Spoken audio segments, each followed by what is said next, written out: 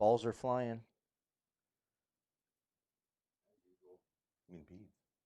Beads? Beads, balls. Beads? Hello, everybody. 12 seconds in, it's already weird. You want it weird. You got it. You got it. I don't know why there's so many like beads all over the floor. Cam throws them at me the whole live feed. I've thrown like 4 at you, but go ahead and I make a bet big there's deal more about than that and 4. cry That's about just that you, too. fucking Kobe. Oh my gosh, Cam's a crybaby. Oh, tonight, dude. everyone. Cry Cam! Cry Cam! We need a new Cry Cam image. I'm gonna work on it. I'm gonna work on it. What am I gonna Does it drink just seem here? like he's just desperately trying too I'll hard? drink one of these. Of Yeah. You course. see the scratch marks on the Viewers, wall. make me a Cry Cam I image, think please, he's like a just- Michael Jordan with a Cam I face. think he's just trying You're too gonna hard. send it to me and I'm gonna put it up. That would actually be kind of funny. Oh, just be careful. Just be careful. Just be careful. What are we being careful of? I gotta get some prizes here. Careful of the prizes. you That pick. that must be the line I forgot here, right? What? That No. I could never find it. 20? Oh, Oh, you gave me a bunch. by the way, that These are line- all 20s and 25s. Okay, and I just misplaced it. You do that a lot with Must things. be behind my seat. This guy lost a whole fishing pole on the river the other day. Entire fishing pole. You know, no, Sasquatch Oh, and- stole it. And Okay. the day before that, Well, now I know Hey, you're full the of crap. day There's no before that- Sasquatch. he took a picture with my phone and then lost my phone. Within 3 seconds. Dropped it in the river, and like we were all panicked. I want to say something right now, but I'm not gonna say it. He's just been on a streak of just losing things lately. The rod thing was weird. You are 10 years younger than I. That's the crap that I do. Tell the So, story. like, That's a good way to kick this off. Tell Yeah. the story. So Okay. Sasquatch. It's on a future Sasquatch. episode. Yes, it's coming on a future episode. Sasquatch is a very sneaky being. We're floating down the river and coming into this hole, and I drop my anchor a little bit so that I can make a cast, keep the boat straight. And I go to make my first cast, and I look over, and plain as day, in the middle of the gravel tail out, there's a 3-point shed at the bottom of the river. Oh. So mainly, an emphasis for Marlon, I lose my mind. I'm like, there's a shed, shed. Okay. Reel up really fast. Again, a lot of this isn't really coming back to me very clear, even at the moment. I reeled my stuff to my tip, threw it over, where I put my rods in my boat, dropped my anchor, row to the bank, pull the anchor up, pull the boat on the bank, and we start, of course, gearing up to go out and wade out to the middle of the river and get this shed. So I put a twitching jig on my spinner rod, walk out there, get it, come back, we get in the boat, go to leave, and I'm like, I only have 3 rods. Why is there 3 rods? And he's like, what do you mean? And instantly, of course, I think Marlon's probably messing with me. And I'm like, I'm missing a rod. Like, I casted the rod before I dropped my anchor. The rod was here. Where is my rod? And so about a half hour goes, you even put the drone in the air to find the damn thing. Gone. Forever. Lost. So next time, moral of the story, I'm not picking up the shed next time. Okay, Because now it's just laying in a so- pile of other sheds, and I have a $300 rod gone. So my piece of the story, like seeing what I saw on my end, was I started steelhead fishing 3 days ago, and I have not received one picture from Marlon of anything else except for you holding that stupid shed in like the last 2 weeks. Like, it's like, shit. I'm like, oh God, shed season started. I know. I haven't even sent you any of my steelhead pictures. I've been Well, keeping those them are all hilarious. quiet. Right, yeah, I'm like, oh, it's yeah, a you did freshie. Nothing on steelhead front, but here's a shed. It's like, oh, here we go. Right? It went right in the shed mentality, too, because I'm like, oh, I'll do this is like a freshie. And he's like, oh, no, it's about a year-old. I'm like, no, look at it. It's like, it's just from the sand. Yeah, question. And When he's you like, had- look at the butt. When you handed it to him, did he look at the base to make sure it wasn't cut off? Exactly. So the first thing I did was look at the base. I learned my lesson now on that one. I still think it was this year's. Oh, that's good stuff. But yeah, All right, guys. Sasquatch stole the freaking rod. So I don't know Sasquatch has why. Jordan's rod, but if you are on a river at all in Washington and you somehow find a random Okuma Guide Select 8 Pro to 17. It was a heavier action 9.9 with a Kaimar, with a clear bobber and a old school pink pearl worm and a redhead. It's mine. I'd like it $1,000 back. reward. Yeah. $1,000 reward. Well, I just found it. someone's I just just- gonna go buy Exactly. one. I just found it. It's in my garage. Yeah. Or if you find a GoPro floating around the Pacific Ocean, that's also that would has be a reward. feat. Yes. Fishing that worm when you saw the ship. I watched the footage last last night. You did. And I caught the glimpse of your worm, and I thought it was a jig. I thought it was a jig rod. So I was like, oh, he's fishing a worm, right? It was the worm rod. So you were fishing. With I that knew rod I when casted you saw the shit. Somehow See the that this current- is what was so funny is like we're sitting there and he's like he like could not remember if he actually had the rod or not. He was like, because he landed a fish in the hole before.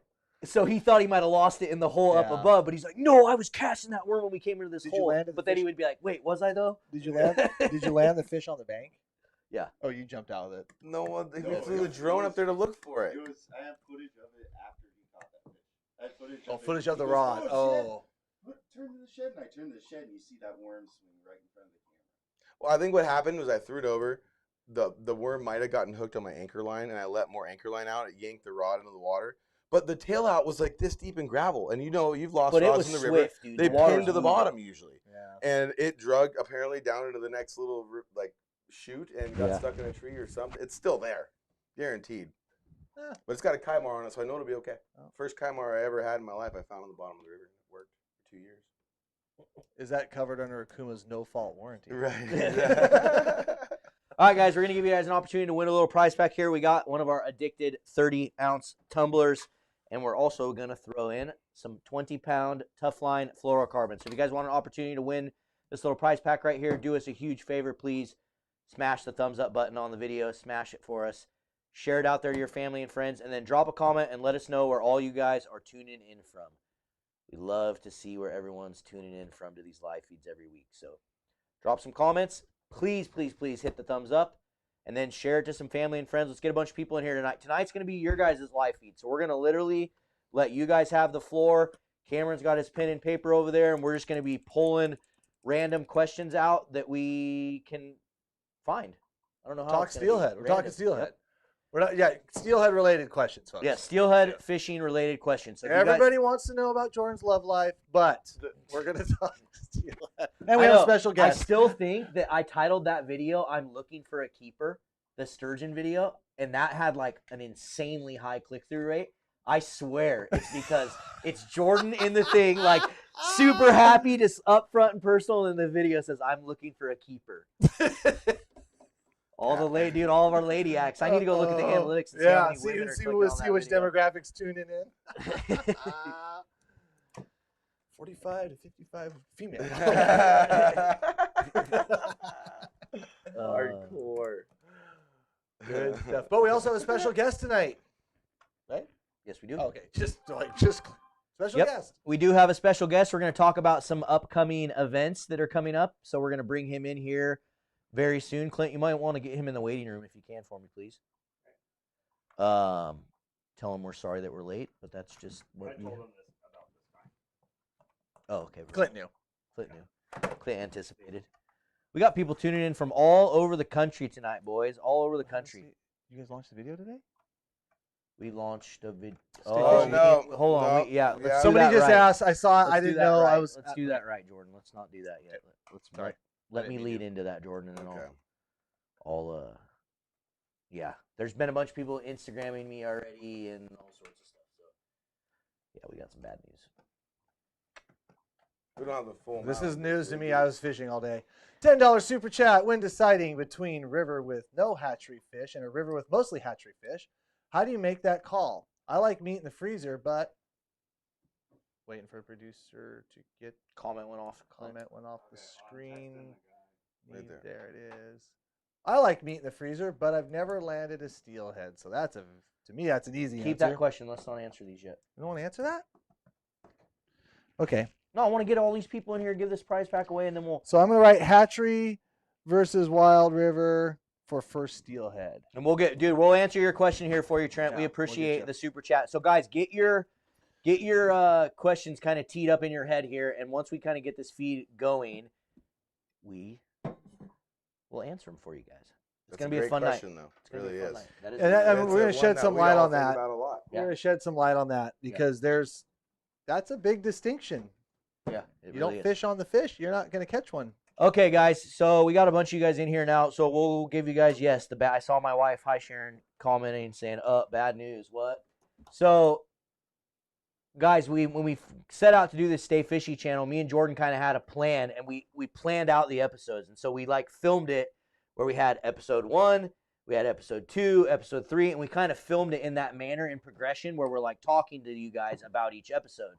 Well, one of our hard drives just happens to be the one with episode 1 is corrupt, and so Sean has taken it to a place in Portland. They think that they're going to be able to recover the footage, but we have lost episode 1 of Stay Fishy to the hard drive corrupt world. Did you get more news than I did? Is that for sure now or what? I'm going to be a little quiet on the slide feed.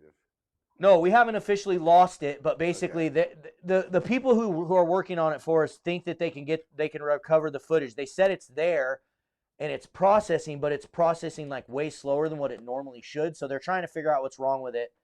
And we've had this happen once before, and the company was able to get it for us. It cost me $2,000, but they were able to get it. What back was for us. that? I remember that was a big project. Seven Rivers. That's what it was. Yeah. It was a 7-day fishing filming. 7-day tour. thing. Well, and the worst part of it is the first episode for that. I mean, it took a lot of effort. It took 3 days to film, and a lot of work and what happened in the episode is just like, yeah, we're not going to replicate it, and it was perfect for the first episode. It was really, really cool. Had a great cookout. Just the fishing was really everything about it. I'm not going to sell too much of it out, but it's going to come. We haven't really. So what we're going to do, decided yet. what we're going to Exactly. do, guys, is we're going to go back to the drawing board on it. We're waiting to hear back from the hard drive people, and then once we have another official hard date, we will let you guys know when we're going to release episode 1. And we are so sorry that happened. We're so annoyed about it. We were really looking forward to launching this channel, but we got a lot of good content that we're filming for it. We have, 2-3 episodes filmed already? Yep, we got 3 and number 4 coming up here after we leave tomorrow. Yep. So we got 3. State of Tennessee. Yep. We got 3 Stay Fishy episodes already filmed. Jordan is leaving tomorrow to head to Tennessee to film another episode and some addicted videos as well. But yeah, it's out there. it sucks, but it is Yeah, what it's it a is. bummer. It's It's a what you bummer. deal with when Sean does his best to back up content and try to have content on multiple hard drives, and just got unlucky on this one, guys. Sucks. But if you haven't subscribed yet, head over to Stay Fishy, hit the subscribe button, turn on your little bell notification so you guys know as soon as we put out this first episode, and you guys are going to love it. You guys are really going to love these videos. I'm positive. Okay. Was Yeah. that all that was on that hard drive? No, there was some other stuff too. Yeah. Nothing. There was like a vlog day where we were No thunder. we went and donated a bunch of rods and reels to Oregon Department of Fish and Wildlife, and we filmed it all. That was on that hard drive. So there's some other stuff, but we should be able to. I'm just everyone, please say a little prayer for us that we are able to recover the footage, because if not, it's We gonna have to start over. it's gonna really Stop. When are We you have gonna know the answer on it's gonna that? be bad. When do they? Sean told me yesterday 48 hours, so we should know tomorrow. No, at least then. Yeah, we should know tomorrow. So again, guys, make sure you guys are subscribed to Jordan's YouTube channel. He also has an Instagram account, Stay Fishy Adventures. Get on the Instagram account as well, and we'll try to post updates on what's going on with the channel over there. And just stay tuned. We are, again, like I said, we're excited to let it come out, and it's still coming. Don't worry. It's just a little bit late. It's just late, and it's unfortunate, but is what it is. Is what it is. Okay. We have our guest here. Let's give that thing away. Let's get our guest in here real quick, huh? Yeah, let's do it. Let's do that. And then Clint, is there a way to probably not mess with it now, but a lot of our sponsor logos are getting cut off because the camera got moved. Yeah, but there's some space above our head that doesn't necessarily need to be. Well, it needs to get that over. Well, I definitely zoomed in too much on it. Oh, true. Hold on. Oh, there we go. That'll work. Yeah, I don't generally move the mount. You can go in probably a little did it. more. Boom. That'll work. And it, Shut up. Did it really? yeah, it does it on its own. It does it on its own. Well, then I can't control it. That'll work. That's fine. That'll work. All right. Ready? Yep. Pick your winner here. There we have it. BS Creek. From Pleasant Hill. BS Creek. You won There is yourself a an super chat, addicted too. 30-ounce tumbler, as well as a Tough Line spool of 20-pound fluorocarbon. Thank you so much. Shoot us an email to orders@addicted.fishing. Make sure you include your name, your Trevor, address, that's and a let good. us know that you won the cup and the fluorocarbon. We'll get it shipped out to you.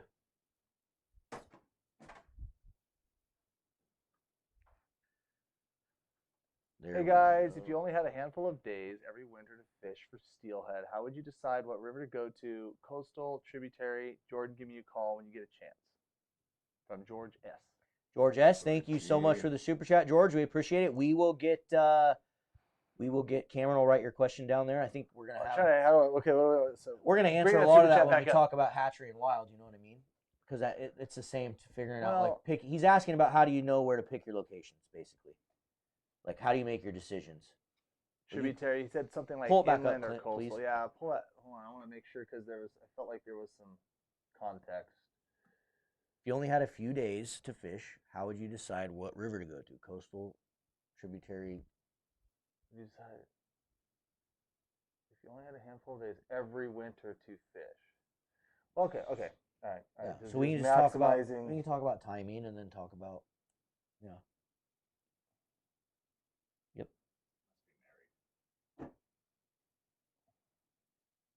What? He is. Okay. Well, Wait, how do you get free stuff?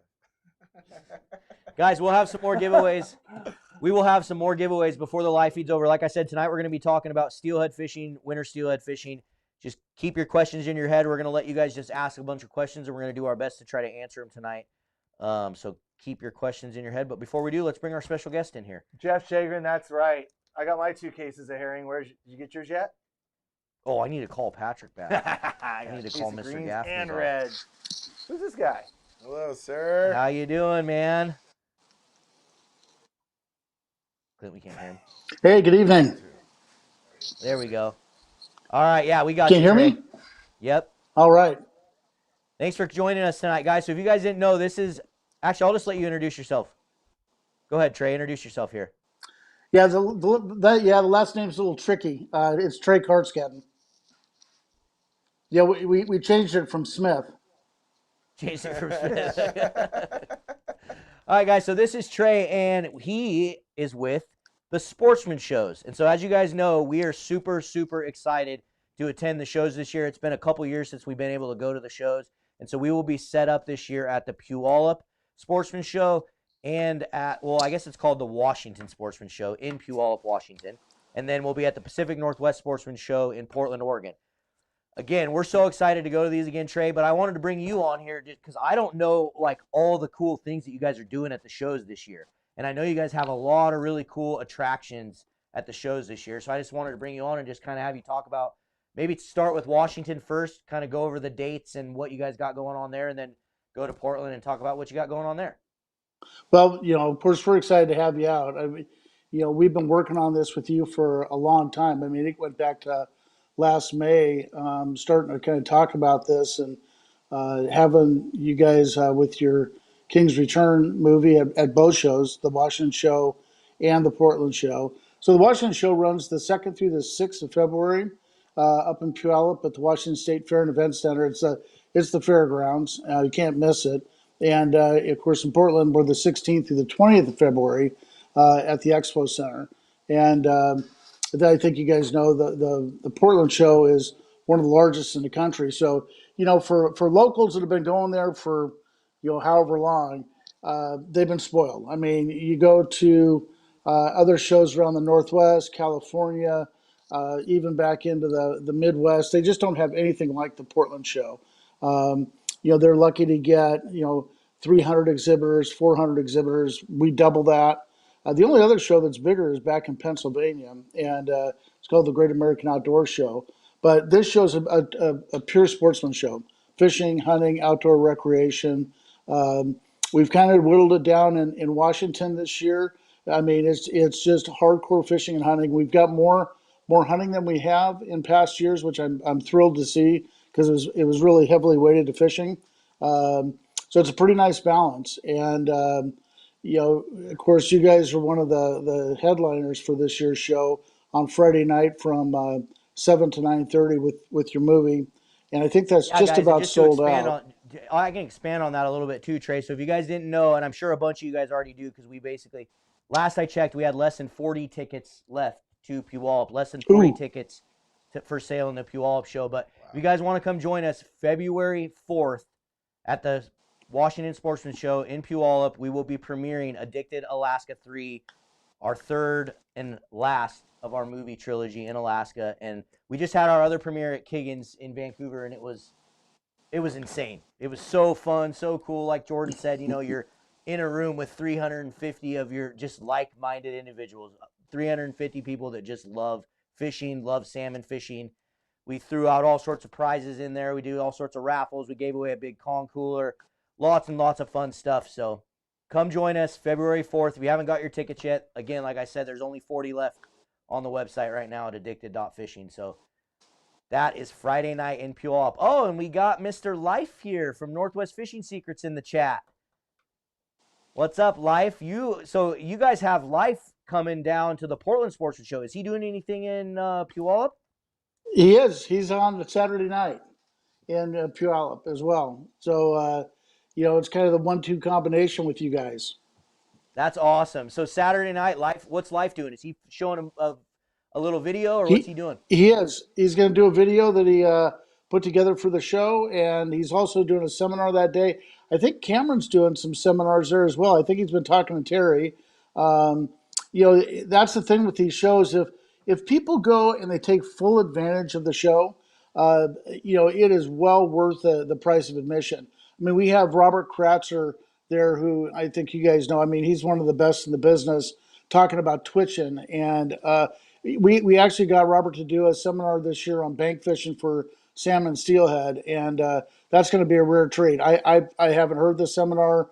I know Robert very well, and you can't find a better guy than him. But he's just one of a bunch of top pros we have coming just on the seminar side. Randy Newberg will be there. He's on the hunting side doing a Q&A.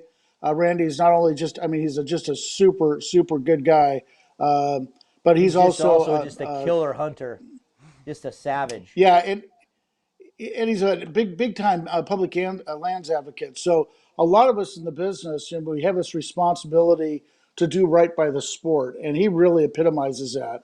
We advocate a lot behind the scenes for fishing interest in the Northwest. Randy's doing it for hunting interest and public access for everybody. Great guy.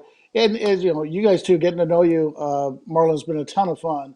And same thing with Life. What you see is what you get, and it's going to be fun having you guys out to the show. As I was kind of looking through the list today of exhibitors, it's all there. There's going to be literally hundreds, if not thousands, of show-only specials. Lots of new products coming to the show that'll be debuted there, both on the fishing and hunting side. We have this outdoor cooking competition, and it's one of the largest in the country now. And not only are there cash prizes, these are the top grillers and barbecue folks from around North America coming to compete all 5 days. So, if you've had a grilled steak, imagine the best steak you've ever had and then double it. I mean, it's like outrageous. These guys, the stuff they're putting together. We have one guy called the Barbecue Ninja that's going to be there. He's doing a whole alligator, and we'll be sampling that on Saturday. And That's so cool. so Get some gator. yeah, I mean, it's just but all 5 days are there. They're doing crazy stuff: Dutch oven, whole game. Then they do steak, salmon, brisket, pork ribs, all of it. So if you're into that kind of stuff and you really want to know how to do it right, these guys are the ones to tap into. And that's just kind of the tip of the iceberg. For folks that have kids, bring them in. We have a duck decoy painting because of the COVID stuff. We can't really pack them in on the trout side. Going to be another year before we can do that. Get the trout pond going again. But but up in Washington, we'll have the duck decoy painting. Yeah. So and Oh that's all man, free. dude, I didn't know you weren't doing the trout pond. That's No, sad. can't. Yeah, it's a bummer. And Um, we wrestled with it through the summer and fall, and just packing. It gets so much. Particularly in Washington, where they're in a tent and they're literally packed in there, and that line would be out to the street. So Yeah. we just couldn't see our way clear to keep people distanced and pull that one off. So Yeah. we'll go another year. It'll be back next year. For Well, nonetheless, Portland, Trey. Go ahead. huh? Go ahead. Go ahead. Well, Portland, a cool thing in Portland, we're putting in a bass pond. Old Town, which I know you guys work with, Yeah. is sponsoring a bass pond that we're putting together. We're going to have kayak seminars in the pond, fishing for bass and panfish, all 5 days of the show. And those seminars are loaded up with guys that are, that's what they do. They're fishing tournaments out of these kayaks, and it's pretty much what they do. So it's the folks from Next Adventure talked to us about it. CJ's been great to work with over there, and he said, "Hey, this is the thing. The bass fishing in this under 40 crowd has really taken off, and you guys got to tap into it." We're like, "All right." So we talked to our friends at Old Town, and they got behind it, and we're putting it together, and that's going to be a cool feature for the Portland show. Yeah, that's really cool. I actually had a phone call with Old Town last week and talked to them about that because they wanted us to help get some promo around it. So that's going to be super cool that they're doing that there. And then what? So Life is also coming to the Portland show. What day is he in Portland? Life, Yeah, Northwest Fishing Secrets. life is in Portland on Saturday as well. He'll Saturday be in doing Portland. his And seminar then in the afternoon. Yeah, and then his evening, meet and greet and movie. cool. And then you also did something with Born and Raised too, right? Born and Raised is on Wednesday, yeah, and they're doing a Q&A. That may be more than that, but in talking to the guys, they said their Q&As, once they get started, it's kind of like a freight train. It just keeps going and going, and they don't know that they'd have the time to really get into much more than that. But we'll see. We'll see. They've got in C building, which is it's the third building from the south. They've got an entire wall there. Those guys with a bunch of the companies they work with. It's going to be a really impressive display, and they'll be there all days of the show. Just like you guys. Awesome. You guys are going to have a big booth there, doing what you do, and God, we appreciate it. Yeah, well, we appreciate you kind of going outside the box and allowing these movie premieres and stuff that I've never heard of happening at the Sportsman Show before. I think it's a step in the right direction and towards the future of kind of that late night lock in, like that exclusive feel to going to the Sportsman Show. Getting to stay after, and normally the guys in the booths are the only ones that get to see that hour and a half after the show closes and take your time walking through the show and not have to worry about getting to the car to get out from traffic and it's going to allow 500 to 300 people at both shows to kind of step back and go have fun and get to meet people and enjoy a good night. So it's really neat. Yeah, you're right, Jordan. This is the first step in many for us. When we got out of 2020, we were just on this unbelievable wave. The shows had really ticked up. We tried an event with Loophole, our VIP movie night. It went really well. We were like, all right, we need to do more of this. And then 2 months later, we opened our show in Central Oregon, went to open it, and it was closed because of COVID. And we were really the first casualty of the whole pandemic. I mean, we shut the show down 2 hours before it was supposed to open. So it kind of put the kibosh on plans that we had laid in the coming years. But that's exactly what we intend to do going forward. We'll listen to you guys and others. We have ideas ourselves, and we want to retool these shows in a way that makes them more of an event. And also, we'd like to use them as a platform to do more good for the resource. And we can. There's fundraising things we can do through these shows that will go to benefit public access and other initiatives for fish and wildlife in the state. Absolutely. Yeah, and we're extremely excited to be partnered with you guys into the future. A lot of that means a lot to us too, and that's something that Addicted's doing a lot more of into the future as well, as continue to just give back to this fishing community and do everything we can to really just educate, entertain, and inspire. Just stick by our motto that we've stuck by for years. So you guys are going to see a lot more stuff coming out from Addicted in that realm of things in the future. So be on the lookout for it. And again, Trey, thanks for coming on tonight. We really appreciate it. Is there anything else you wanted to say before you kick out for the night? Just thank you, and I'm looking forward to seeing you guys next week. We're gonna have fun. Yeah, man, Yes, it's going to be a sir. blast. We'll see you Can't up And there. keep doing what you're doing. Thanks, Trey. Appreciate it, man. See you Right later, on. buddy. Take care. Thank you. You have a good night. Well, there you have it, folks. Yeah. The sportsman Next shows. week, you got here fast. I know. I'm so excited. You can ask any of these guys in here. I've been like at like this level of stress for like the last 3-4 days, and it'll continue until the show actually starts on Wednesday. No, it'll continue second. until about March 15th. Yeah. It'll continue until the other show's gone. Until steelhead fishing doesn't exist anymore and Marlin has nothing else to want to go do except springer fish. Then he'll be stressed again. No, but guys, everybody out there who has bought tickets, really excited. The first premiere was a blast. It was exactly what we all expected.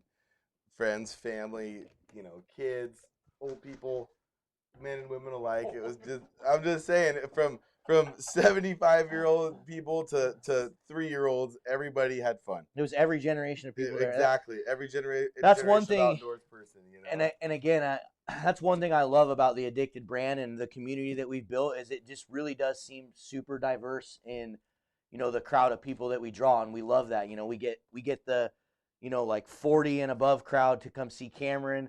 And then I just get Sorry, I don't attract the 13-year-olds. I don't know why. Just kidding. But no, seriously, it's amazing to see just the amount of I'm like the diversity token in the old community. guy now. Is that what it is? I'm the token old guy. Yeah, Cameron is now officially the I'm the old guy. Right. If I put my hat on backwards, am I cool now? Actually, Makes you look a lot cooler. Yeah. I'm a lot cooler now. Damn. look, he makes you look Oh, like boy. side cam. Side Up cam. Yeah. Look, I got a little bright Well, you guys forehead have an going on. Alaska That's the guy 3 hat. showing in Yeah. NorCal. Sunburned the last couple days. So Andrew, Mine was wind. I don't think Oof. we'll have any other showings. We may do 1 or 2 more around Washington and Oregon, but we are planning on releasing it very, very soon online. We're going to release it online digitally, so you'll be able to purchase it. We're going to put it online for a very affordable price, and then we also have a bunch of really cool stuff we're working on that you guys can see, like kind of behind the scenes, scenes that got cut out that didn't make the cut of the movie. A bunch of really cool photography that we're going to give you guys access to. So when we do release it digitally online, it's gonna be really cool when we do. So just stay on the lookout for all you people that are in the Midwest or anywhere around the world that want to watch this movie. It is coming online soon, so stay tuned. I love the Flash ending. I wasn't expecting you to approve something like that. I know. I put stood that up. in I there. stood up, and then Bash is like, I stood up to like He kind of did, close sit people down, up, sit and down, Bash sit is like, down. stop, sit down. I'm like, I don't know what to do now. Another We know, one. but now you'll just have to wait and see if you all have what we're talking about. There's a hidden scene, guys, at the very end of the movie. So Yes. if you're coming to Puyallup, don't stand up when the credits are done. 'Cause We'll there's make a little sure. hidden Yeah, scene. we'll take care of that. Oh. All Well, right. You want to show the new product on the website that Jordan has? what is it? His hairband? Oh, Is that a new product? this Look was at improv. He grabbed one of the Rod wrap. Rod Reed wrap. I've been doing this for a year. I ain't gonna say I invented it, but I was there. I didn't learn it from anybody, but I invented it. Yeah. Always watch the credit. Life, dude. We need to get together, man. We need to get together and freaking film some content. I swear, in our comment section, that's like the #1 comment we get all the time. Is like, when are you gonna film more videos with Life? We got to get together, buddy. Miss you, man. Clara, thank you for the super chat. What's our ring size? Big. I don't know. Here, go over here. Side cam. Big. Crycam. That's a 9. Cameron's got big hands. Mine are Look at small. my So fingers that's, you compared gotta to be like a Cam's 13 hand. or something. So yours is a 9. And mine's a 9, I believe. Here, let's see. So like Hit it. that, but it's also a plastic one. Don't worry, Lex. He's only taking it off for me. That fits my pink. Oh, almost. It almost fits. So you take the guess from there. Good luck with that. Something like ain't that. no one putting a ring on Jordan's finger. Yeah, it wouldn't fit. There was another one. Yeah, And what then was that second? Okay, an orange suitcase with travel stickers. right on. Yeah, Thank you, Chris. badass. Appreciate it. There's a shout out to an orange suitcase with travel Oh, stickers. because it's a super sticker that like didn't show up or something. Oh, got it. It would have showed up on YouTube. Oh. Darn it! I wanted to see it now. Well, either way, Chris, thank you for the super All right, sticker. stand by. I want to see it. I'll just show you. Hello, guys. Boris, thanks for chatting in, buddy. Update on the trout floats. You guys, we just had Mustad in I have here one. like a couple days ago, and we were just hammering those guys, trying to see what's going on with those.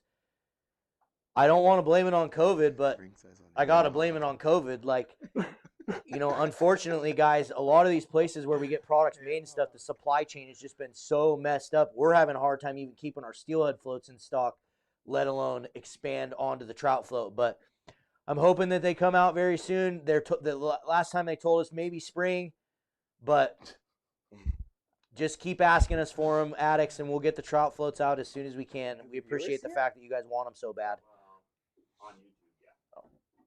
Yeah, I'm as excited as you are for them, Boris. They're pretty darn fun to fish. They're epic. The panfish ones are sick too.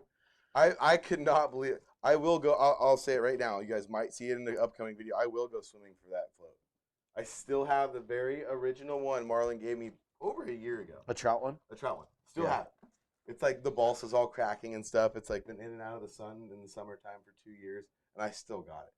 And I am not losing that damn thing. That's gonna go on the mantle when I get my. That's how I second was one. with my X rod that you sat on. Yeah. That's probably how the rod felt too. What's that? I had the very first original X rod that was ever given to me, a 9.9 spoon rod. I'd been using it ever since I got it. Jordan sat on it. I sat on it hard too. It wasn't just a break; it was a blow. But shout out to Okuma because they sent me some new tips, so thank you.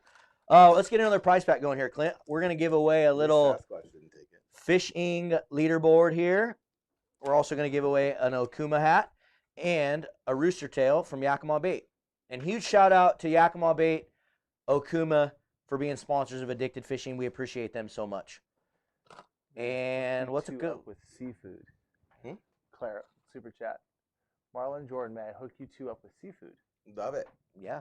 Preferably spot prawns. Yes. Anything you want. I got that one. I got that super chat from Emo Cat. When the water's low and clear. Oh, yeah, if you guys- I got that one.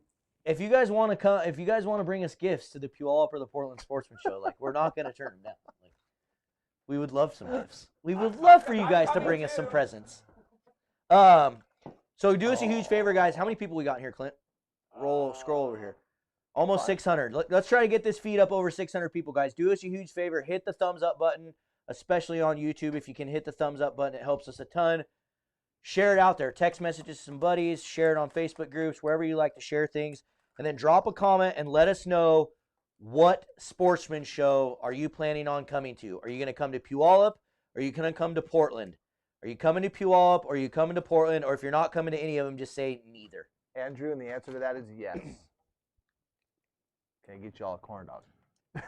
Yeah, one a day. One a day. One a day.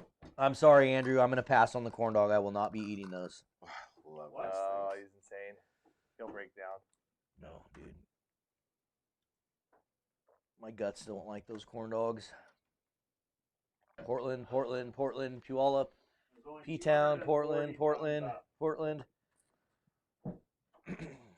Washington.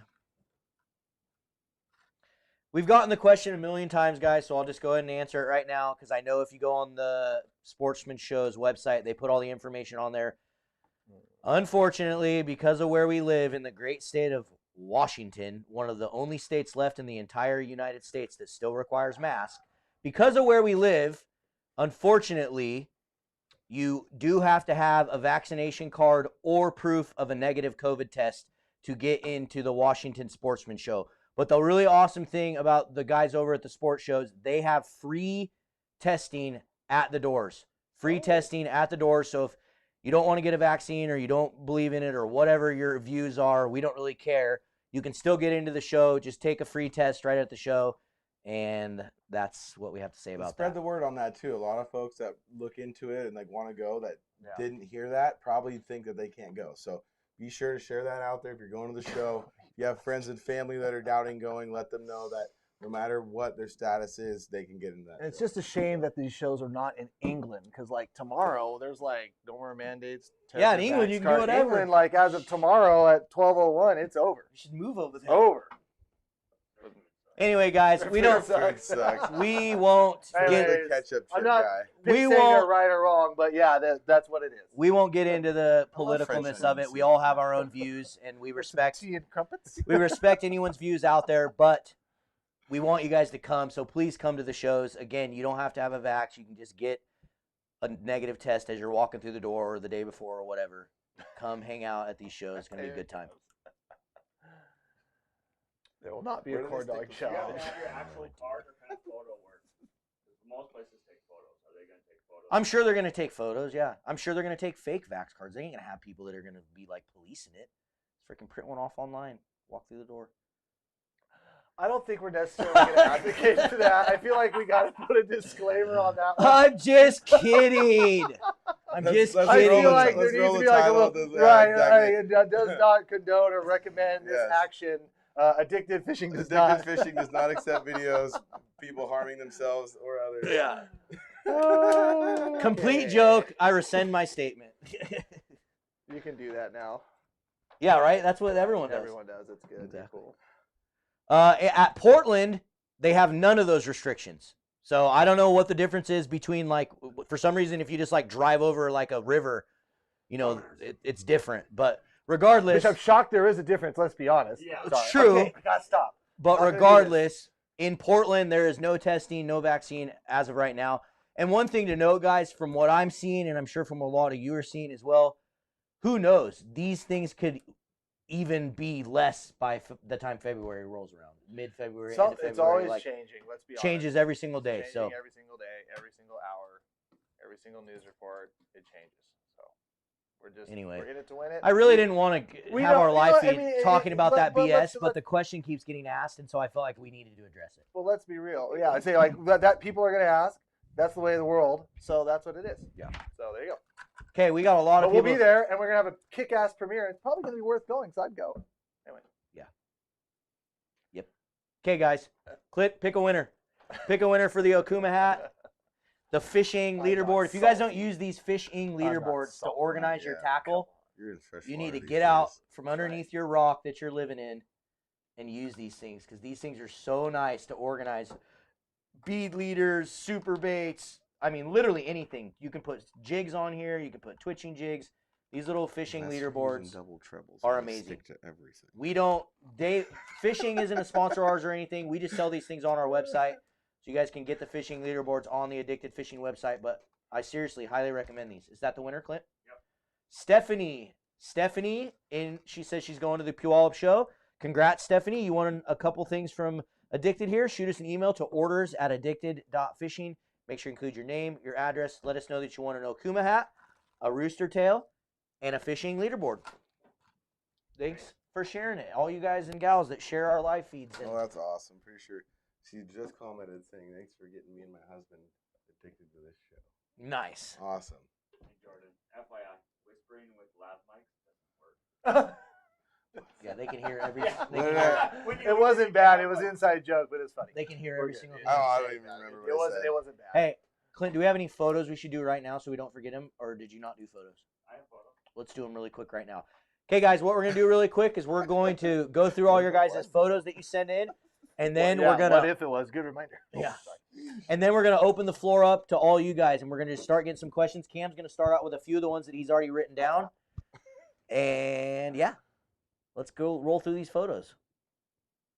I just really Crash. I have to remember when we walk into the other room. Oh yeah. That's you the were- big one. That was Platinum, scary. little Cromer from Ivan. Nice fish, Ivan. Thanks for sending that in. Chromie. I love it. Getting the kids into it. It's a Thank fatty. you so much, Ivan, for sending that in. Junkie. What a Nice. fish. It's gonna Love be- it. Got the whole family involved. Ivan's going to send in a whole bunch. Look at that dimer. Nice fish, Ivan. Limitless Yacht Care. Nice. I like the name. Limitless Yacht Care with a I don't know dimer. why it did that. Blinger. How's everyone's steelhead season going? Is everyone having a good steelhead season? All you addicts out there watching, how's the steelhead season going for you? Yeah, the 5G signal has sucked lately. If you have Verizon and you live in Southwest Washington, the service has been absolutely freaking terrible. I had like no service all day today, no matter where I went. Don't talk to me about 5G. David, they'll probably They're using they'll roll the humans to numbers run up for it. that and start talking about it in March and April. That won't even be till May or June. No season here. Rivers are frozen, below zero every night, starting to pick up. Can Cameron really pin? I did it caught like 4 fish with it, so I still think we so need yeah, I'm a pro. later on in the year we just need to do an episode where we just go down the river with a pin. Oh man, right. Oh, that'd actually be pretty fun. We should do it. Or we should do an episode where we all have to make our own rod out of something. Jordan, you should stop talking about prawns. Okay? Let's just have that as What? a thing. You've been talking about prawns for 10 years. Not like you have been. What do you mean? In the trout episode. Let's just Good. No, actually, Jordan, talk about prawns a lot. Keep talking This about guy. prawns. Just keep talking about prawns. I need you to talk about prawns. Zach, I doubt it. Not till April. 3 or more fish every time I've been out. Wow. Tyler, savage. Getting it. Hell yeah, dude. Who's got the biggest steelhead out of the Cam got a 50-pounder, he said. Wasn't it? It was 50 pounds? Yep. Oregon. Oregon 50. What was it? 44 inches? 48 inches?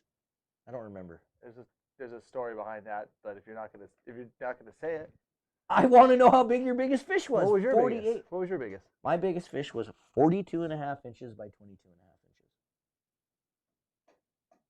Jordan? I have a 39 and like 3/4. I haven't broken 40 yet.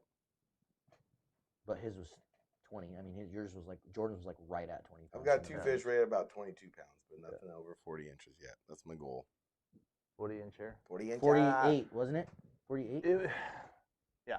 48, yeah. Closed river, closed system. Tell the story, Cameron. Everyone's asking. Closed river, closed system. Illegally fishing with a treble hook. Illegally fishing with bait in a closed river, closed area that even when the river's open, you're not allowed legally to fish during a closed time of year for a wild genetic study for Fish and Wildlife, like in 2004, 5, like before braided line.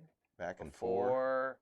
It was because, yeah, and basically I caught this fish out of a waterfall that you were never legally allowed to fish, and I hooked it on a big, and we were using 25-pound mainline mono and 20-pound leader because we were catching big fish, and we were quickly hooking them, bringing them to the surface, and netting them as quick as we could. And I caught one that was 47, 48 inches long. It was the biggest fish I've ever seen. It doesn't count to anything because it was all closed sport season. But that's the biggest one. So outside of that, I don't. And then we never took a girth either because we didn't do that back then. Yeah. Like we never really did. We got a Polaroid of it. A Polaroid. No cell phone cams. Nothing like that. We got a Polaroid of it. Yeah. Love it. A Polaroid. But yeah. So it was a weird fish. What about outside of that? I don't really know. Like, I know you've gotten some big ones. and some big ones. I don't know on that one.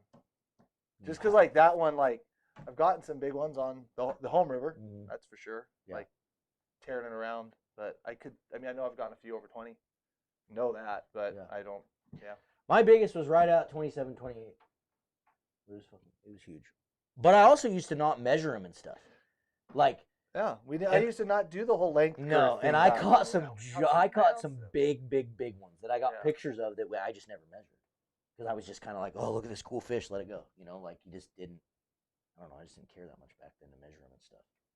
But Ray Paul with a super chat. How long will cure shrimp stay good vacuum sealed in a jar in the fridge? Long time. Like, depending on the shrimp. If it's coon shrimp or prawns, I mean, Cured? months or year. Yeah, if it's Yeah. cured right. Well, I'm confused. Vacuum sealed in a jar. That doesn't, like, Well, you can the vacuum seal a backpack jar. You can vacuum seal, but I mean, even without that, the cure should keep them as long as you keep them cool. Cam, buy yourself a beer for the biggest steelhead. Thank you for the story. My kids look up to you guys. We started our own channel. Sick. That's awesome, man. Awesome, Tyler. Good luck with the channel. If I can give you one piece of advice with starting your own YouTube channel, it's consistency. Post consistent, pick a time, pick a schedule, and just stay consistent with it. Jordan's YouTube channel, guys, is called Stay Fishy Adventures. Stay Fishy Adventures on YouTube. That is the name of the new channel. But besides the prawn thing, isn't that a great idea? We should all have to fashion a rod out of something. Doesn't have to be any certain. What about a material. reel? I feel like the reel would be the hard. reel. No, the reel is you could give and you just get your normal reel. Okay, and so line. spinning reel, and, but just and a gear rod. everything. Your rod, like the Sleigh Rider 5000. You know, Oh, I already probably would I know semi-replicate that. I know It exactly was what flashy. I do. It was limber. It was everything fishy. That would be funny. I already got one pegged. Because it actually would be really functional. It actually would work. We got to do it. Let's It'd be do a it. great Let's video, do it. yeah, Let's go. and Let's, just let's do it. Competition Do time. whatever Let's go. kind of fishing, you know. First person to hook a fish on their rod wins. Oh. Oh, love you guys. Can you guys do a short segment on raft versus drift boats? I'm looking to buy. I mostly fish rivers within 2 hours PDX. I think you should get a drift boat, just so I'll never have to look at your ugly face. I said that out loud. No, I'm kidding. There's lots of benefits to both. You want to start it off with that one because all these other questions that we got really kind of all. The first thing I'll tell you right out of the gate is if you want to be comfortable, don't get a raft. Yeah. Because rafts are not about comfort. And as I get older and older, if you want drift boats looking nice. you want there's if you want a heater, don't have a raft. If you want something that's easy to row, don't buy a raft. If you want something that's don't buy a raft. Yeah, I mean, I always say heater. If you don't want to do air maintenance, don't buy a raft. If you want something that's better for like back trolling, don't buy a raft. If you I got like 5 or 6. If you want a pizza oven, it ain't gonna work in a raft. Yeah, so like, but if you want something that you can kind of throw around the rocks a little more, have a little more oopsie, a little more durability going through the runs, not have edges, because edges are what grab and tilt you in kind of tougher water. Well, the reality of the difference in between both as well is they really are both the same price point. Nowadays, if you want to go buy a quality raft, you're going to pay just about as much, if not the exact same, as you are for a beginner level drift boat. Granted, not a lot of people out there who aren't already have been fishing for 15, 20 years are going to go out and spend $25,000 on a drift boat like you can these days. Rafts, especially in the newer models, there's very, very hard to find used rafts now. But if you're going to buy any sort of raft, especially right off the website or wherever you're going to buy it from, you're going to spend $10,000, $10,000-$15,000 on a quality raft. So, oh, you're right. You're right. But they are very unique. The only two advantages with the raft is that, and then when you stand up in a raft, they aren't tippy. Like if you stand on one side of the raft versus the other, where a drift boat really wants to sway.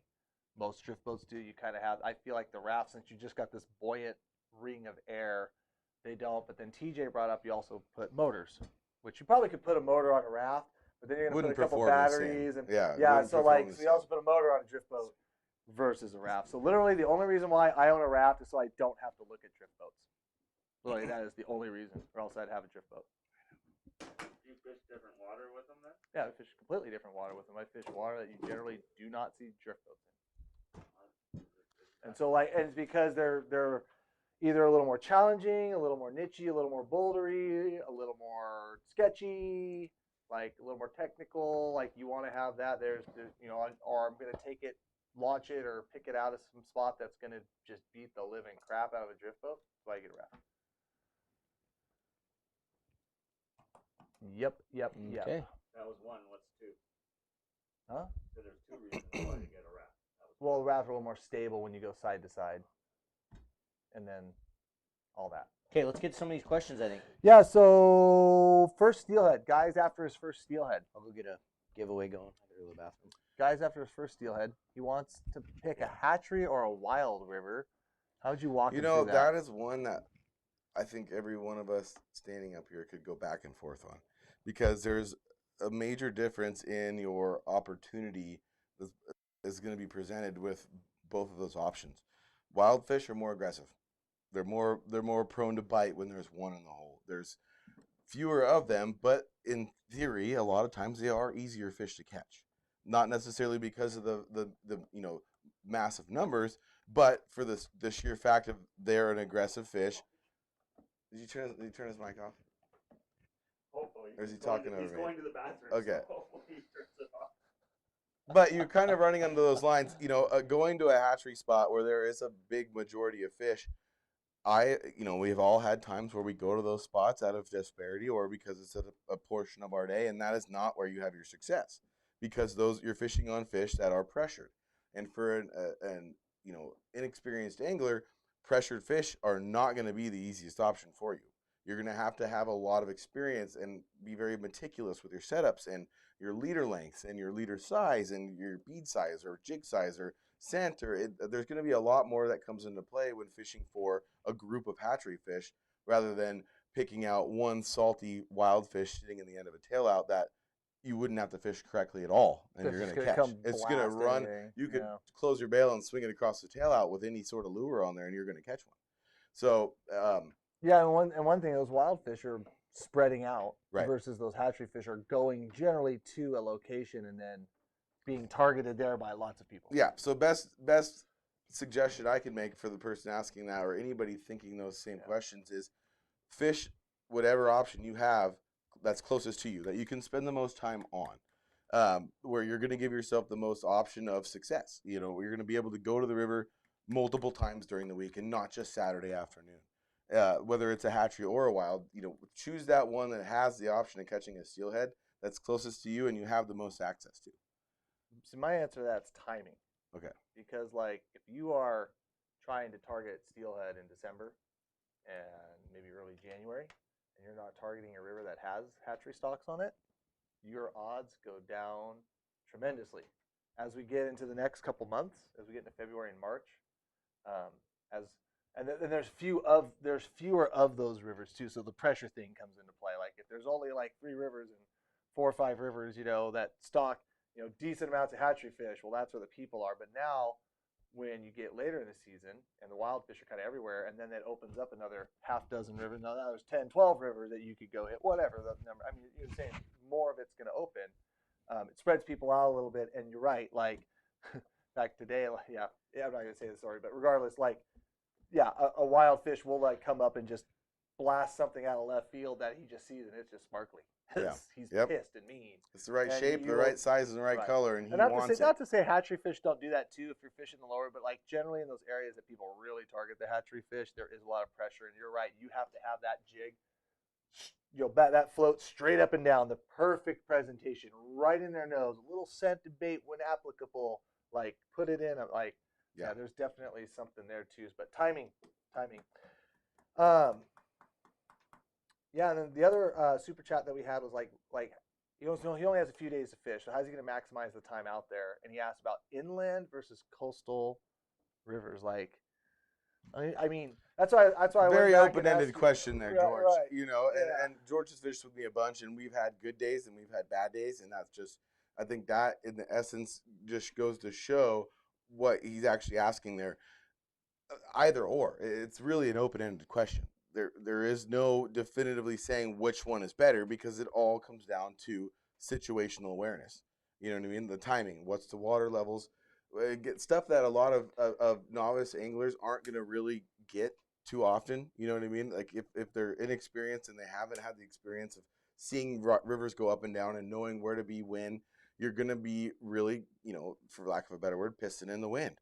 You're going to have a hard time just running to one spot because there's a fish behind that one rock. Because years like this where we're getting blown out and then we're getting low water and then we're getting blown out, there is not always going to be a fish behind that one rock, But finding one thing, a good friend of mine who's been on a few episodes, Phil Black, said a long time ago is, how well do you know your home water? And he's always wanted to, he's urged me to write an article on this, knowing your home river. How well do you know your home river? And that is very important when it comes to being a salmon and steelhead angler, because if you can't perfect and heighten your skills on your home river, you'll never be able to take whatever skill and strategy that you have and apply it somewhere else. If you don't already know how to to effectively break down a fishery that you are familiar with. You know what I mean? So whether it's coastal, whether it's inland, whether it's hatchery, whether it's wild. It's not catching a fish behind that rock. It's understanding like why you're catching that fish behind the rock, because like the timing of the fish was there, and you're not wasting your time trying to do too much, and you're figuring out a good plan. Like you're learning, even though it's your home water, you're still learning how to fish. Yes. You don't want to like, get hung up on that rock and that spot, but you're learning how to fish, because then once you learn how to fish, you can go anywhere. Exactly, anywhere in the world, and that we get that level of experience, which takes a major amount of dedication, which I think is what drives a lot of, experienced fishermen to love steelhead fishing, and winter steelhead in particular, because there's so many variables in the fishery where trolling, whatever, like you have it to a science: tide, weather, water level, temperature, tide. You can really break it down to I've been fishing with Cameron so many times where he says, "We're leaving because we're not going to catch fish after this," and it's true, and like he's got to that level of experience by spending thousands of hours there, that there really is no saying what is the best. Finding that spot, finding a place that you can effectively build your skill as an inexperienced angler or somebody learning is much more important than going to where you have the very best chance of catching one. Right. I mean, and then inland versus coastal, like I do feel like for the wild runs, like some of the coastal rivers seem to pick up a little quicker.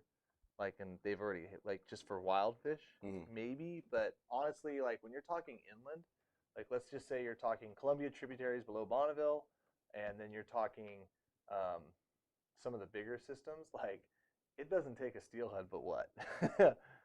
Less than a week. I mean, they book. So they could be gone. I mean, after a week I mean, if you're talking like fisheries above Bonneville to call those inlands, and I'd say watch dam counts and go target summers, because that's what they're doing. But like for winters, like I don't think a fish takes that much longer to get up some of these local tribs that we have here in Southwest Washington versus a coastal stream. Right. I don't think the timing's. Right. So that's a tough question, but hopefully we answered that a little bit. We missed some more super chats, Clint. Will you go up one more? I got one more. So Clearwater, like when fishing Clearwater like it is right now, is it better to fish morning and evening time, or does your time of day matter? What is your answer to this? This particular fishery we're talking about, winter steelhead, I do not think has a ton of relevance, to timing of day. Yeah. I think it has more relevance to timing of condition and whether or not you get to fish the hole or not. I can honestly say I have made a living over the last 3 weeks off the witching hour. I haven't put on the river before 9 o'clock in 3 weeks, and a lot of it is because we're either filming, we either have guests, or are waiting for Marlon to get done with the phone meeting, or meeting after work, or so that being said, I don't think the reason that we caught fish was because we started at noon. I think the reason we caught fish was because we got to fish the water we wanted to fish. And regardless if somebody had been there first, that we got to fish the holes. Yeah, so. with winter, even in like low clear water. So let's say the water's super low and clear. If fish aren't moving throughout the day, because the water, it will get that sunny, low, clear, glassy situation. The fish that are in the system, they never disappear. And like that's the part that like gets me, because like you said. Well, let's get real. What just happened last week? What just happened today? We caught the same fish twice, 2 weeks apart, after a major flood. Well, they don't disappear. Yeah. But they do move in to different areas that generally people may not want to target. But also too, like if you're fishing early mornings and you're in low clear water conditions and you've got freezing temperatures and you've got stuff that in the morning, like you're getting lows like up in the hills, like 25, 22, where that water temperature is dropping down. Like you said, those fish don't even want to freaking play until 11 o'clock some days. So there was nothing wrong, even in gin clear, low water conditions, sunny, bright days, because like, trust me, today was proof of that. Like you can rip fish at 1 o'clock like it's going out of style. You know where they're at, and you know how to target them with those conditions. Like so no, I'm not rushing out there. Like you said, I'm not rushing out there in the morning just to make sure I get a couple hours in before the sun pops out, and then I'm sitting on my thumb all day waiting for like an hour before dark. Like hell no, go fishing. This is one of the Go only fishing. fisheries this time of year where we can Yeah. confidently and comfortably And say it's, that and too. it's even better if you're getting in the situation we have right now where you have really cold temperatures. Now, yeah, we did get some fish right at first go this morning, but you could tell as the day picked up, fish were feistier. You'd hook them, they went freaking nuts. Like it was on. Well, and from my experience over the years, regardless if it's extreme lows or extreme high temperatures, fish migrate at odd times of the day, given the conditions and the situation, moon phase, tides, temperature, and some of my very close Native American friends who've gill netted and dip netted forever. It'd blow your mind when they catch the most fish. It's from noon to 3 p.m., the hottest part of the day. When the water gains color, the water warms up. Right when you and I would be like, that would sound weird, but that is when they put a hurting on them. And so it goes the same within the wintertime. When you think that, oh man, maybe it's done. Maybe the fish, you can't get them to tell you what they're thinking. No. I bashed them on the head a bazillion times, and they won't tell me what they're thinking. Tell me. Well, so either way, I think you guys are understanding. Like the answer is, go fishing. Sleep in and go fishing. Well, now let's not do that because like I said, I've been making a living on the witching hour here. Everybody, you might want to start early with Cam, and then just go home by noon. I'm just kidding. I'm gonna be honest. The only reason why we started early today is so I can get back here for life. We still ran late. I went out early yesterday and I froze my butt off. It was cold. Okay, we had some other super chats there, and then what was the last one, Clint? We didn't. Yeah, sorry. I never read it, but it was a good question. It was something about bait. Yeah. Yeah. Okay. When using bait, do you think it's better to just run straight off a hook, or is it better to combo it with beads or to tip it on a jig? Stay fishy. Captain Calamari.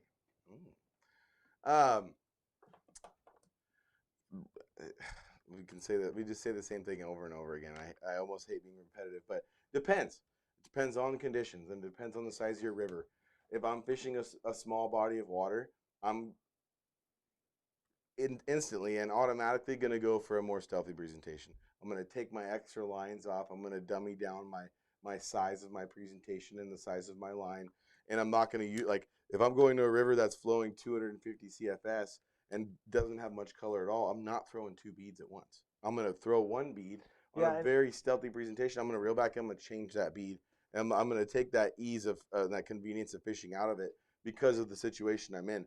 If I'm fishing a river that's 7,000 CFS, I'm going to put as many damn hooks and presentations on there as I can. And I'm going to cover as much water as I can. So if you are fishing bait, adding it to a lure or something like that is fine, but I like to keep it more to a single presentation.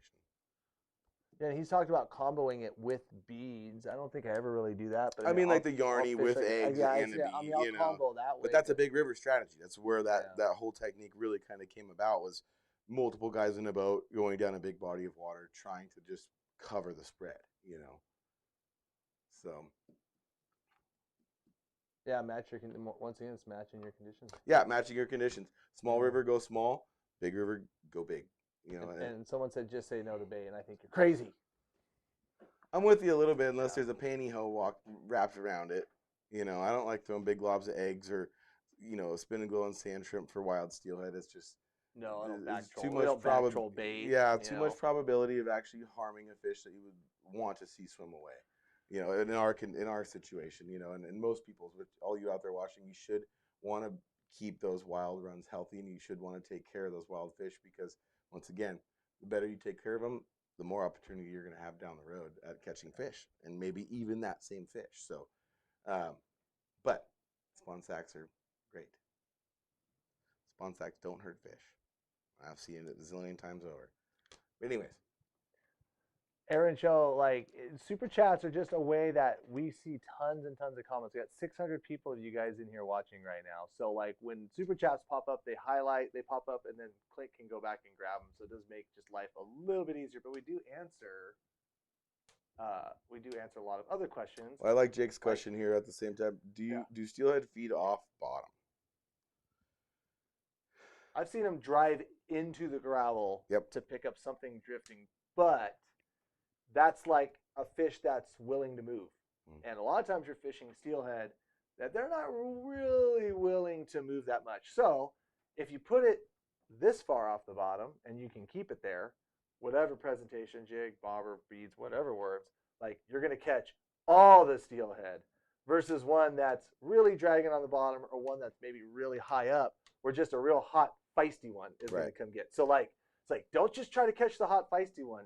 Like, think about catching them all. So when you say off the bottom, like about as tall as a steelhead, right? Just so they can just kind of look up at it and feed it to them. Yeah. Too many times I've fished at an elevated position where I could sight cast a steelhead, and worked in particular a couple of episodes that we just put out where I was fishing in the middle of a log jam, and I had to make minuscule adjustments. And one of them in particular, I literally say to Sean as he's filming, I said, I'm inching it down to him. Watch, I'm about to get one. Thing hits the water, floats, I hook the fish. Because I put that jig past that fish 4 or 5 times, I could see his interest. I watched his body language and how he reacted to it. Fins get a little... And this is a very unique situation. This is something that has taken me 20 years of steelhead fishing to identify. So you can't say that, yeah, you can do this and go out there and learn it. But seeing that minuscule adjustment and seeing how it affected my success opened my eyes to how particular a steelhead can be. They're not always that way. Some steelhead can be very easy to catch. But there are those minuscule adjustments. And as far as like feeding off the bottom, one thing I've learned over the last few years is I've become a better jig fisherman, bobber and jig fisherman, is messing with those depths. There are times I would have never thought in my mind that I need to use a lighter jig and make sure it's hitting the bottom. But once I made that observation and I made that adjustment, I caught a lot of fish by setting my bobber too deep, using a small jig and fishing it on the bottom. And so, yeah, steelhead do feed off the bottom. A lot of times we don't see a lot of steelhead move more, I'd say more than 2 to 3 feet. Yeah. I think that a 3 foot bubble around those steelhead is pretty promising. If they have to go more than about 3 feet, they'll chase what you got, they'll turn around and go right back to where they were. And you might get another shot at that fish by just making the same cast. But there's a pretty good 3 foot bubble above and below and side to side on a steelhead. So trying to get within that realm, being within a foot or 2 of the bottom can be very important. And the other thing too, like especially if visibility is less than like 1.5 feet. So you got to think like you're in a 6 foot run and the fish is on the bottom, because the steelhead for the most part, I'm not just going to say it always, but for the very, very vast majority, they are really close to the bottom, right? So let's say you're in a situation where you only have like 1.5 feet of visibility. Like that means the fish can see 1.5 feet this way and 1.5 feet this way, 1.5 feet this way. Like you got to get it still down in his range. You're not going to get that hot wild that saw it like 8 feet away and said, I'm just going to come up and blast it. That's never going to happen. Fish ain't ever going to see it. So just as a good rule of thumb, on the bottom. Yep. Especially in that situation. Okay. What else we got? Lots of really good questions coming in, and I wish I would have written some of those down, but we were talking. Maybe just scroll up a little bit. Scroll up just a scotch there. And no worries, Aaron. Can you use twitching jigs in like muddy water, or does it just have to be clear water? So when we're talking twitching jigs, Aaron, no. Actually, a lot of times I believe twitching jigs are so much more effective when the fish doesn't see it coming. And I know this. I shouldn't say I know this because that sounds very arrogant and conceited. But my personal home river that I know and I fish really well, when it's very clear, it's not as easy to twitch them as when you have 2 feet of visibility, because I think you have the fish sitting in his box and all of a sudden that jig that he didn't see come from over on the other side of the stage, he's just sitting there and all of a sudden that jig is just whoosh, right in his face. So you're making that fish do an instinctive, like, I either have to go kill it because it's in my box, and you're not giving him time to think about it. It's no different than like the way we downstream troll herring, or the fact that we fish 360s that whip these things around and try to get these fish's attention to where they don't give them time to think about stuff, because then they're a lot easier to catch because they will outsmart us every time, because that's the way a damn salmon steelhead work. So no, I do like having not a little bit of, I don't know, clarity, but lack of clarity when it comes to twitching. Definitely. For sure. Go down just a little bit for me. Thanks, man. Yeah, keep going. I like the worm question. Do you guys always trim your worms when fishing? What determines the length that you trim them to? A lot of times it is water clarity and or the fishery in particular. I've found that when we are fishing say a river that has never had a hatchery fish on it, very aggressive and perhaps big fish, big genetics, or areas that are very remote, I find that those bigger presentations become valid. I always trim my worm down to right behind the neck. On our worms, there's a ribbed part at the beginning, there's a smooth part, and there's a ribbed part at the end, and I cut right at the end. I know Marlon has his little spot. I trim the end of the R off. That's what I always, on the Mad River, I trim the end of the R off. That's my spot. But then there's times where I will chop it down to 2 or 3 inches, just very small, just mainly the tail.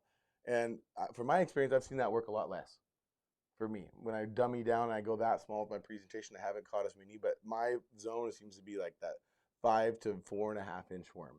You know, like that. Like I said, that a fish worm is the best in presentation most is not a subtle presentation. It's a No. get your attention, get over here and eat this big bright thing. Yes. For the most part. And we make those worms at that 6 inch length mainly for just the option, because there's a ton There was a time where we fished it though in a river that had visibility that was in inches, not in feet. Yeah. And it worked. Yeah. With bright yellow tails and chartreuse tails and bright pink worms. Freaking things were 6 inches long and they were grabbing them. Yeah. And mainly for me, I think that 6 inch worm would more often work more than you would imagine, but I'm always scared they'll miss my hook. Yeah. Personally.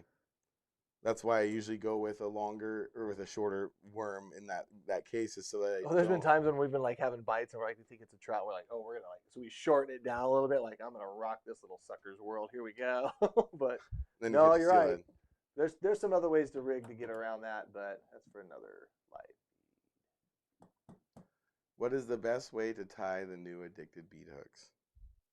What I just got here. What's the best way? Oh, egg loop.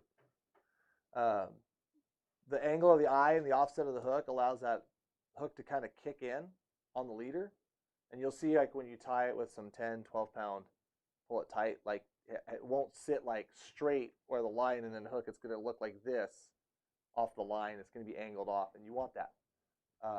So, yeah, just a standard egg loop works really good. And I think you kind of want that egg loop to position that hook the way it is, but you can also do a double clinch or whatever you want, but I prefer an egg loop. Yep. I go with the standard fisherman's knot a lot of the time. More out of ease and quickness. You know, I time and time again, you know, I think a lot of people use certain knots out of strength, but I when I'm tying leaders, I sit down, I bust them out, and I might have 2 different leader spools, one with egg loops, one with just a standard knot, standard fisherman's knot on them. And I've landed very big fish both ways. So really, whatever gets you to the river fastest and gets you tied up and keeps you fishing.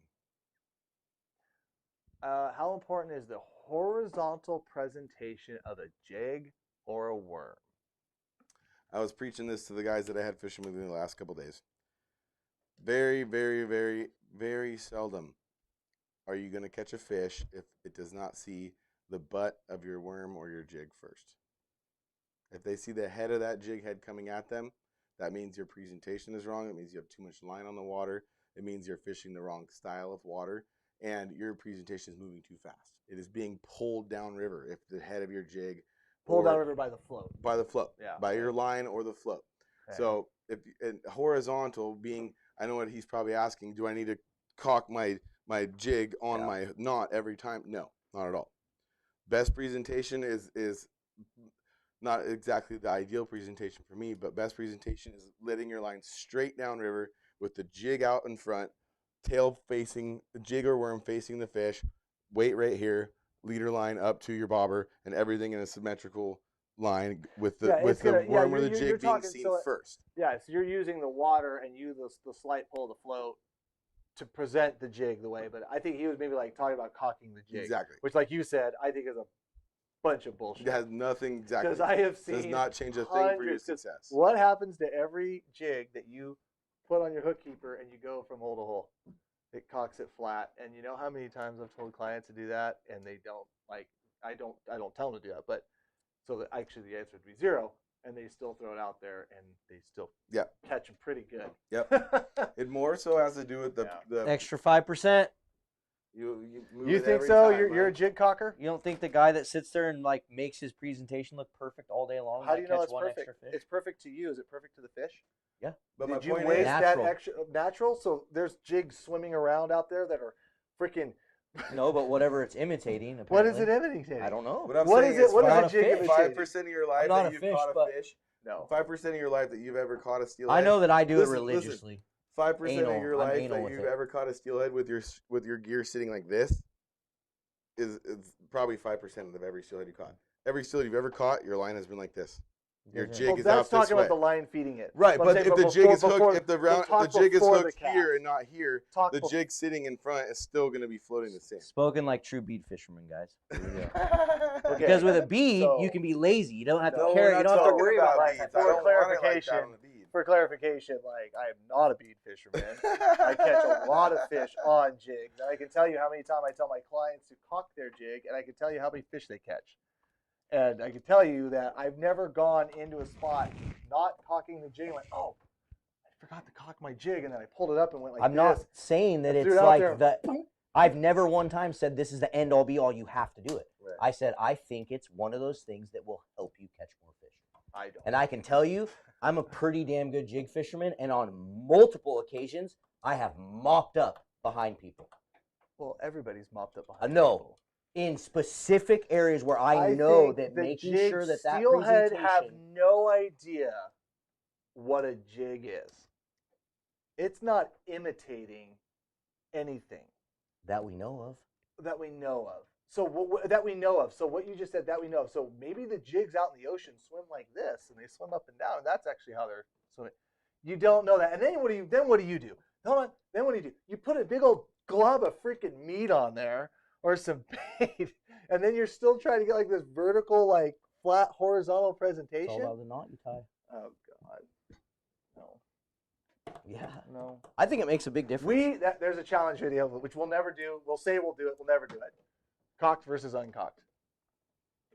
I'll fish a jig up and down one day. You fish same color, same presentation. Jordan will row us, and I'll fish one that's straight up and down, and you fish one horizontal. We'll go out all day in a very target-rich environment that I know of right now, and do that and see what will I'll happen. just automatically catch more than you because I'm a better jig fisherman.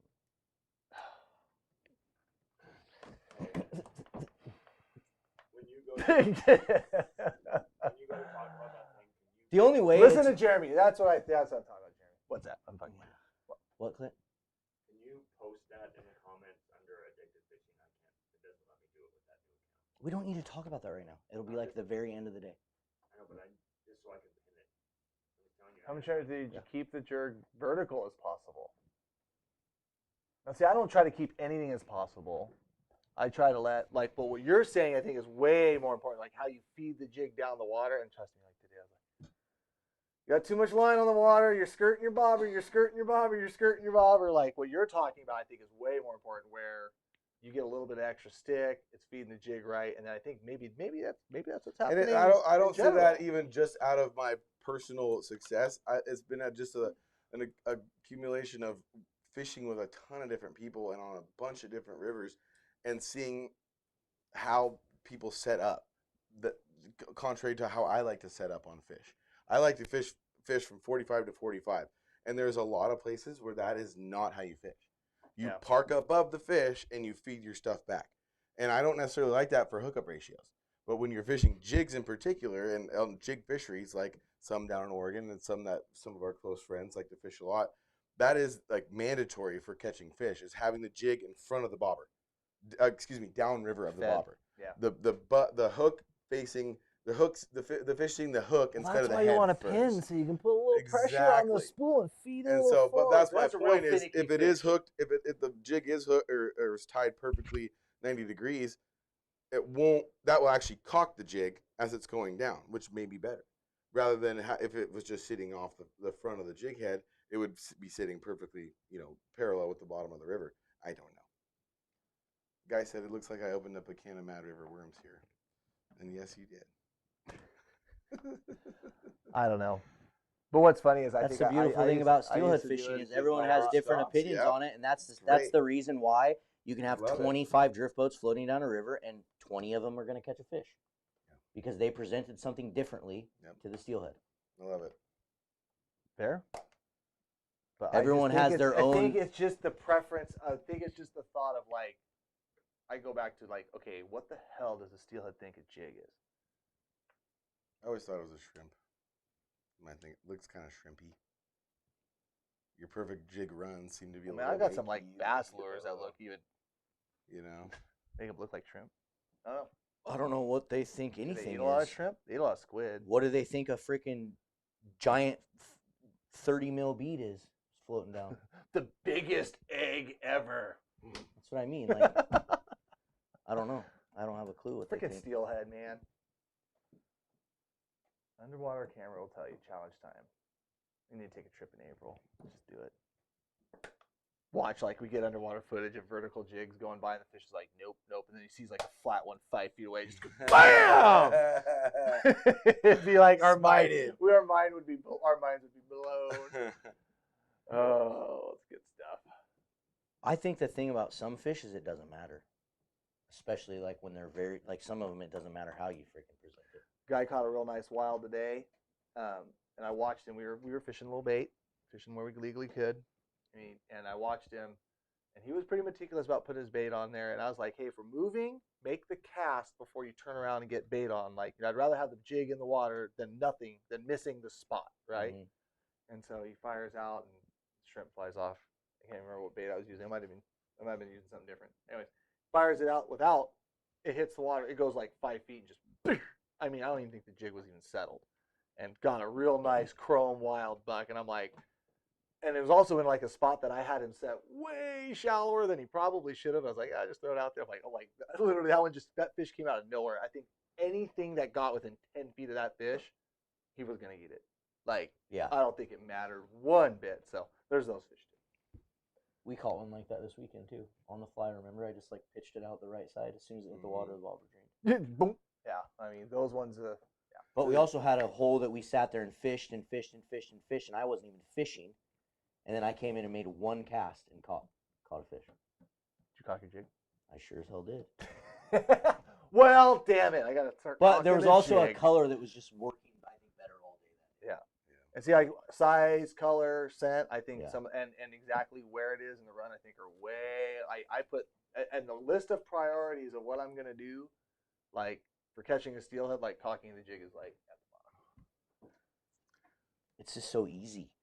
Every time I bring my stuff in, I look at my stuff and I make sure it's dialed, and then I cast it back out. Does being stealthy on the bank for small streams really matter? If people are bringing 100%. Big rafts over the top of fish in bigger water, catching. People are bringing big rafts over the top of fish in bigger water, catching. Absolutely. I've seen it like both ways. And me and Jordan get into arguments about this all the time because I see it both ways. Like, there's been multiple times where I get mad at Jordan because he rows over a hole. And I'm like, cool, we're not catching anything in that hole now. You just spooked everything out of there. And then first cast, boom, Jordan gets one. But there's been other times where I feel like fisher get spooky. What I think he means, too, like when you walk up to the hole, say we parked the raft at the top of the hole before we even touched it. Yeah. Does it matter to, like, not go charging down, racing your buddy? I think it's huge. I've gotten pissed off at buddies for wearing a white sweatshirt. You know what I mean? Where it's like, dude, come on. You can see all the way across the river, and you look like a snowman walking down the bank. If you can see them, they can see you. And they're always picking spots that they can hide. Yeah. So in good practice, and I think some of the challenge you talked about rafts on bigger water, like fishing small water, I think a huge challenge of when you are fishing a raft in small water is understanding like where you're going to anchor, where you're going to present to, and not spooking fish because you can easily screw it up. Yeah. Now some of those fish will bite still, yes. That's what I was going to say. And some of those fish, when a raft goes over a hole, it moves them around, or a drift boat or whatever, moves them around and puts them in different spots. And then guess what? The next 3 guys that come in and cast behind it get them. That goes along the lines of exactly what I was going to say, where being stealthy or not being stealthy and spooking a fish in a hole doesn't necessarily mean that fish is going to leave the hole or won't bite, but it might go to a place that you can't fish for it.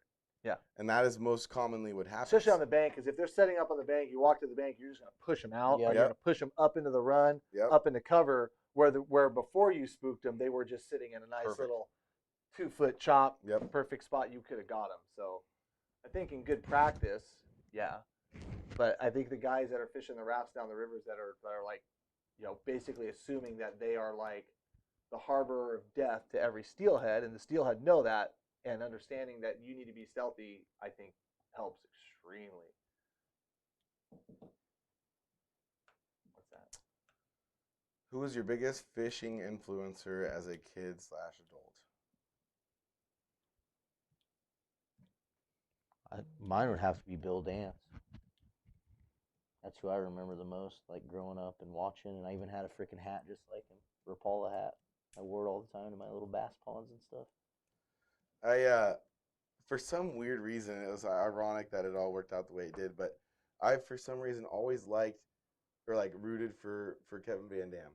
Even before I was like really into fishing like that big as a kid. I'd say probably when I was 9 to 12 is when I was diehard. Like I didn't play all-star baseball one summer because I told my dad I wanted to go fishing every day. I was like, I want to go every day after work.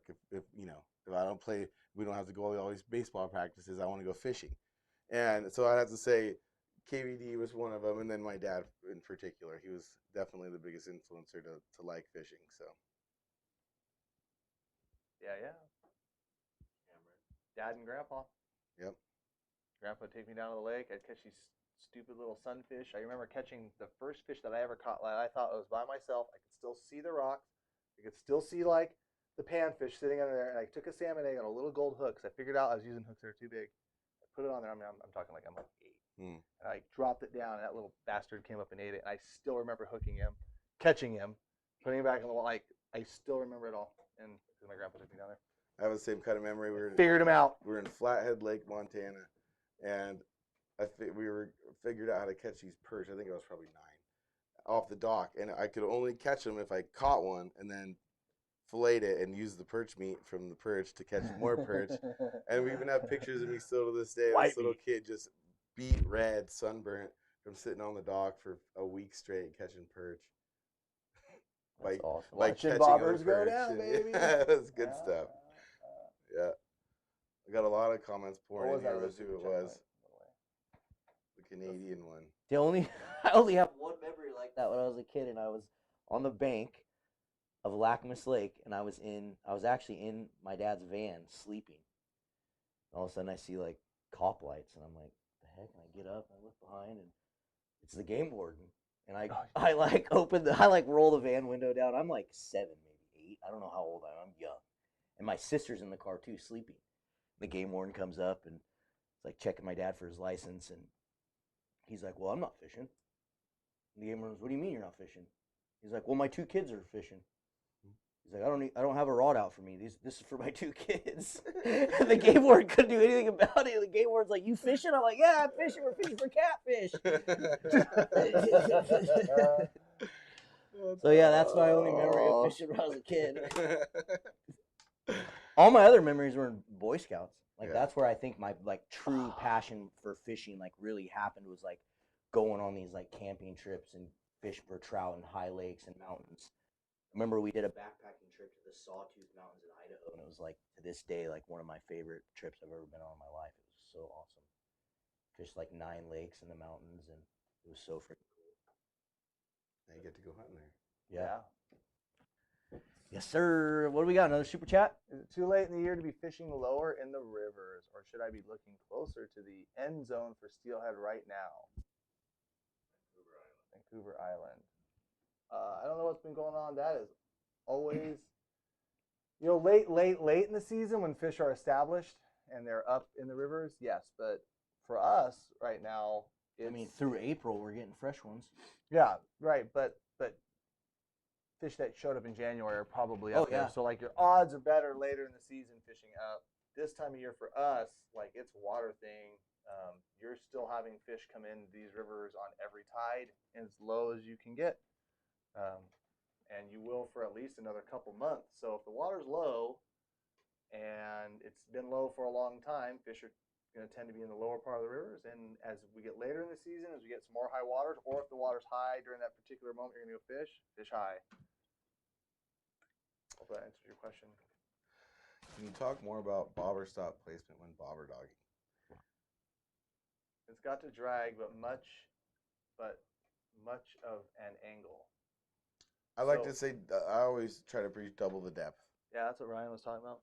Right about double the depth. If you try to stick, you see a lot of guys who are fishing out of jet boats and doing big runs of bobber. They'll have their bobber stop set at 25 feet, but it's because they have the option to do that. When Marlon and I were fishing out of the raft the other day, fishing much smaller water, he had to adjust his depth and his weight multiple times throughout the day, just given the water we were fishing. And caught a couple fish on it. Yep, and when he did so, he one, saved gear, and two, ended up catching fish because he could actually get through. But it's not to say that you can go bobber dog and use the same depth every time. If you're fishing a run that's 6 feet deep, I'd say about 12 to 15 feet on your bobber stop. If you're fishing a run that's 2 feet deep, I wouldn't set that bobber stop deeper than about 6 foot. So one thing people need to realize too with bobber dogging that I kind of didn't do much, but you have to really be in the fish is you cannot just I feel like everyone thinks you can just use 1/3, and it's just put on a 1/3 ounce and just roll with it. Everyone fishes a 1/3, but this weekend I switched weights 3 times at least, even in different spots of the river.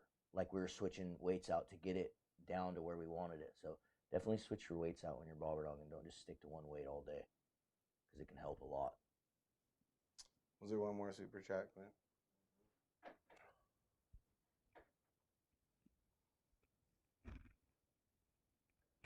Couldn't tell you. I'm not really familiar with that area, man. I don't really know. Check your regs. I know some rivers up in there opened up on some emergency regulations in the last couple weeks. Oh, that's sweet. I did see something in the some Puget Sound stuff. After that, man, you're gonna have to kind of go check that out. Thank you for the super chat, Kurt. We absolutely want to get up to Canada at some point. I don't know when, but it is a major bucket list for us to get up there and do some steelhead fishing. So someday we will be up there. When that is, I don't know. Daniel, you can find those on addicted.fishing, man. They're all, I saw them on the wall earlier. There is a big stock of them still in there. So he's asking about micro worms. Yes, sir. Those microworms they crush trout, but they also work really, really good for steelhead when the water gets low and clear. Well, what else? We got anything else? Or are we calling it a night? About there. I think the questions have kind of fizzled. One more giveaway? Or is this already giveaway? Yep. Nope. We got a giveaway right here. Okay. Got another fishing leaderboard. We got another rooster tail from Yakima, and then we got a Richardson 112 from Fish Fighter. So we're going to give you guys an opportunity to win this. We're not going to make you do anything. If you've been hanging out with us tonight and commenting, there's a good chance Clint might pick you. It's going to be random. Ready? Yep. That was the that was the cue.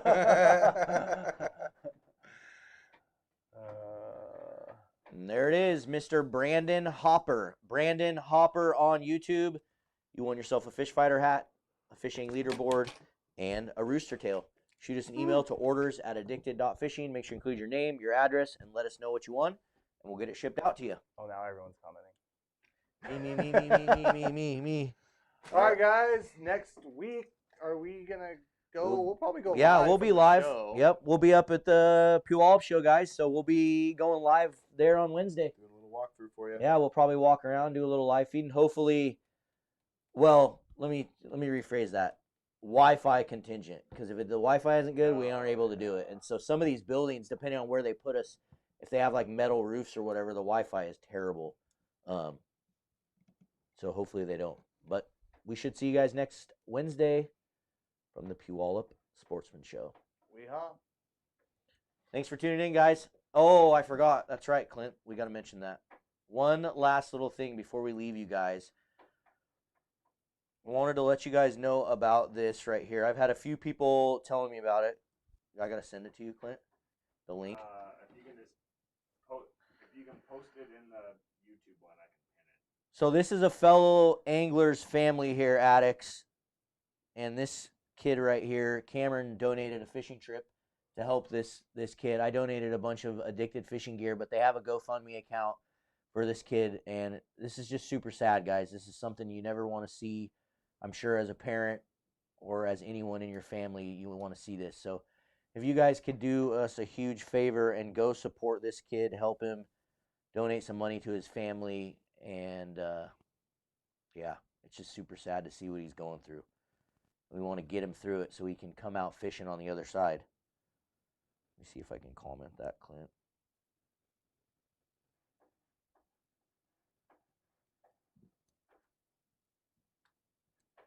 I'm going to give you guys the link here in the comments.